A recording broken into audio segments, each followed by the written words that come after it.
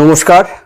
পার্শ্ব শিক্ষক ঐক্য মঞ্চর তরফ থেকে কলকাতায় তাদের দাবি দেওয়ার ভিত্তিতে যে আন্দোলনের ডাক দেওয়া হয়েছে সেই আন্দোলনকে পূর্ণ সমর্থন জানিয়ে আমি নদিয়া জেলা কমিটি এসটি এর পক্ষ থেকে অর্থাৎ মাধ্যমিক শিক্ষক ও শিক্ষাকর্মী সমিতির পক্ষ থেকে দুটো চারটে কথা বলতে চাই।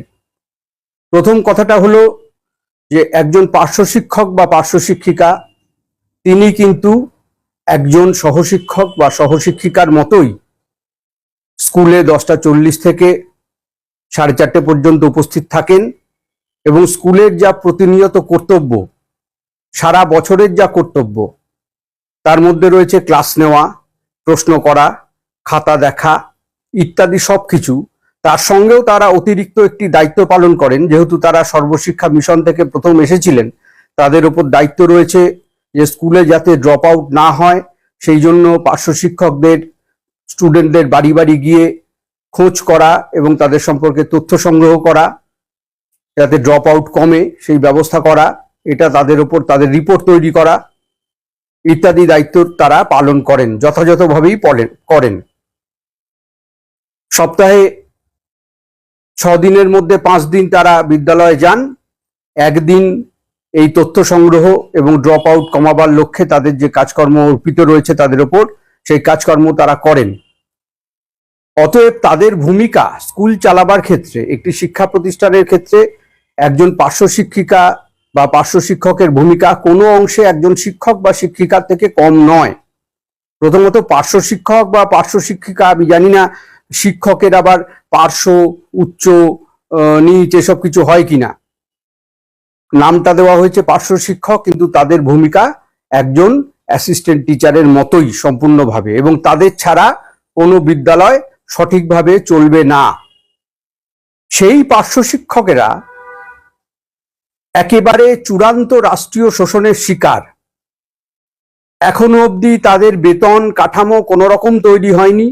অতি সামান্য ভাতা, যে টাকায় সংসার চলে না, এবং যে কাজ তারা করেন একটি বিদ্যালয়ে, প্রাথমিকে বা উচ্চ প্রাথমিকে, সেই কাজের যে মান, তারা যে কর্তব্য পালন করেন সেই তুলনায় তাদের যে ভাতা, সেই ভাতা অত্যন্ত কম।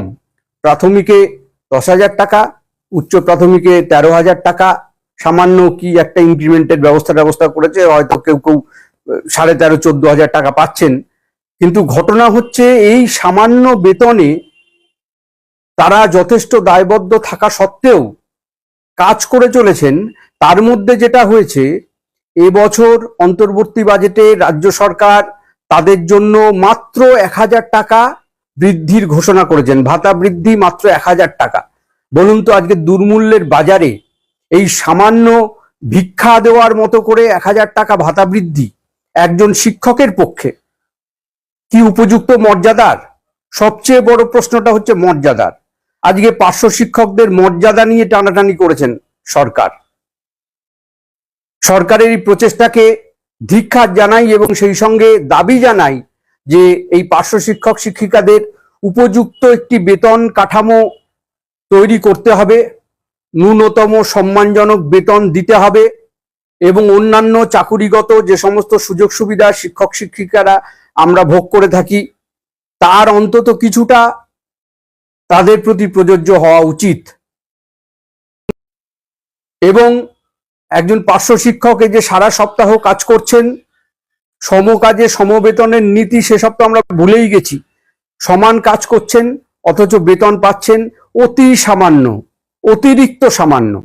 এই জিনিস মেনে নেওয়া যায় না। পার্শ্ব শিক্ষকরা যে আন্দোলনের ডাক দিয়েছেন, পার্শ্ব শিক্ষক ঐক্য মঞ্চের তরফ থেকে যে আন্দোলনের ডাক দেওয়া হয়েছে, সার্বিকভাবে মাধ্যমিক শিক্ষক ও শিক্ষাকর্মী সমিতি রাজ্য স্তরে তাকে তো সমর্থন জানাচ্ছেই।